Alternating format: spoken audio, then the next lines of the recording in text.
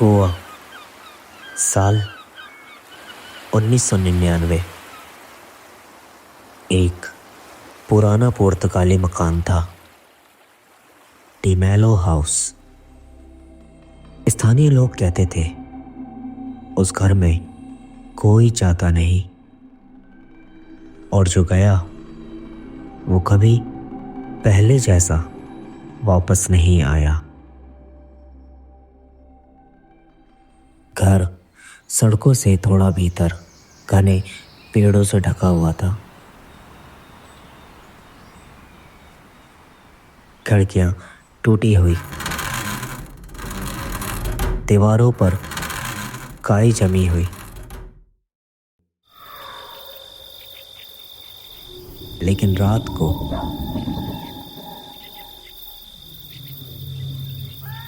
उन टूटी खिड़कियों से हल्की पीली रोशनी निकलती थी।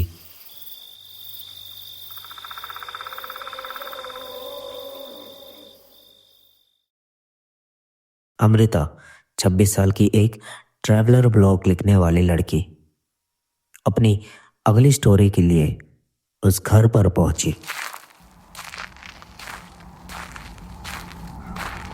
वो सोच रही थी ये सब लोक कथाएं हैं, असली भूत प्रेत कुछ नहीं होता। लेकिन जैसे ही उसने गेट धक्का देकर खोला,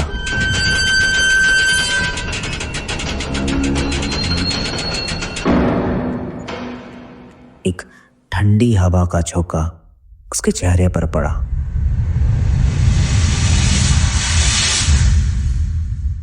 घर की पहली रात।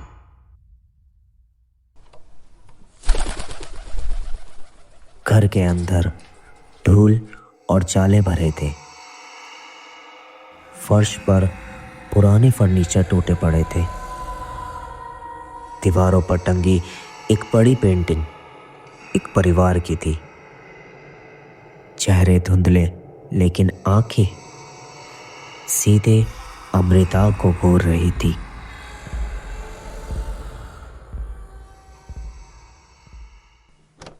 रात को जब उसने रिकॉर्डर ऑन किया तो सोचा कल सुबह ये सब नोट कर लूंगी।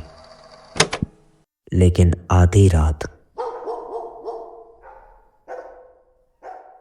उसे लगा कोई धीरे धीरे उसके कमरे की ओर आ रहा है।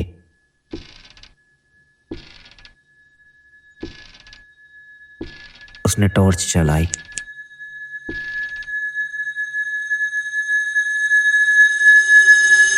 कुछ नहीं।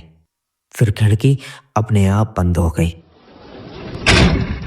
और उसी पल दीवार पर टंगी पेंटिंग से किसी औरत की धीमी हंसी सुनाई दी।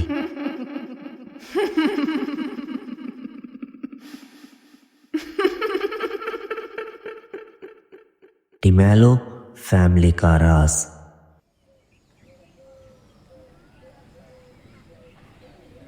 अगले दिन उसने गांव के बुजुर्ग से पूछा। वह बोला, ये घर डिमेलो परिवार का था। पिता, माँ और 2 बच्चे।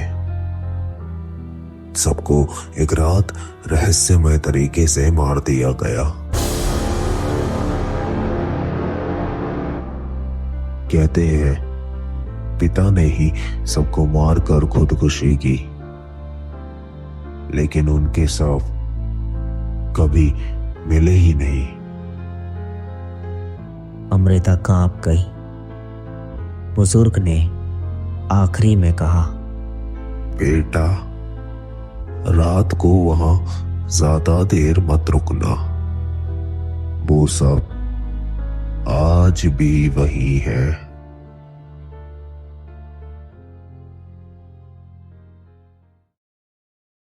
दूसरी रात।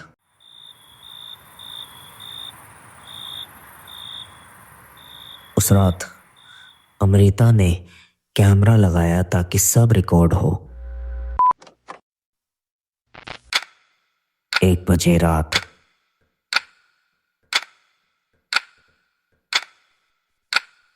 कैमरे में दिखा पेंटिंग का बच्चा फ्रेम से बाहर आ रहा है।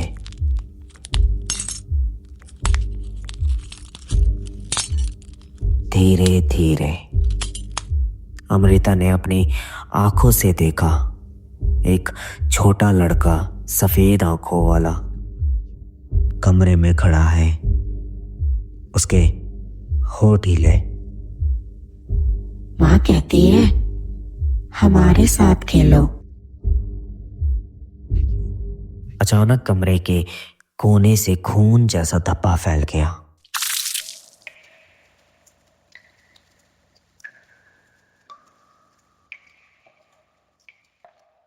कब्जा। सुबह अमृता ने खुद को आईने में देखा। उसकी गर्दन पर नीले उंगलियों के निशान थे। तीसरी रात उसने महसूस किया कि कोई अदृश्य ताकत उसे खींच रही है।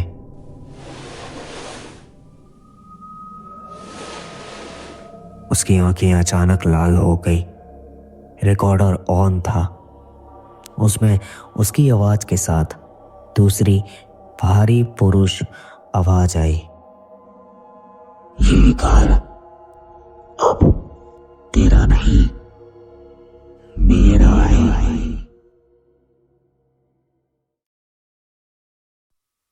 अंतिम रात।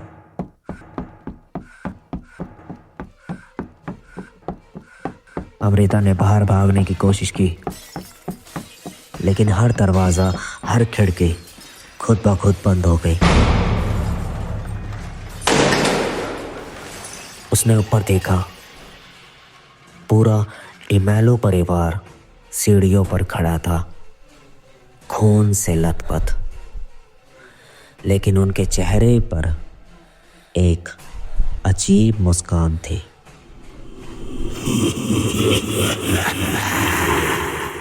पिता आगे बढ़ा और बोला,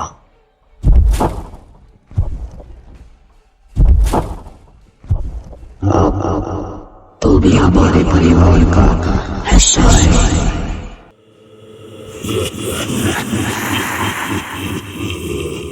अमृता ने चीखने की कोशिश की, लेकिन आवाज नहीं निकली।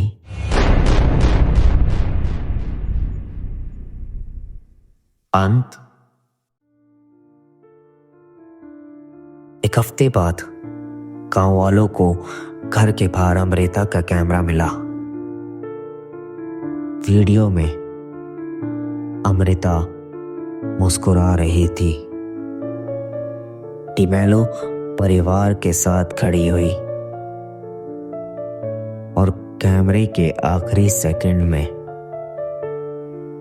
वो सीधे लेंस में देखकर बोली,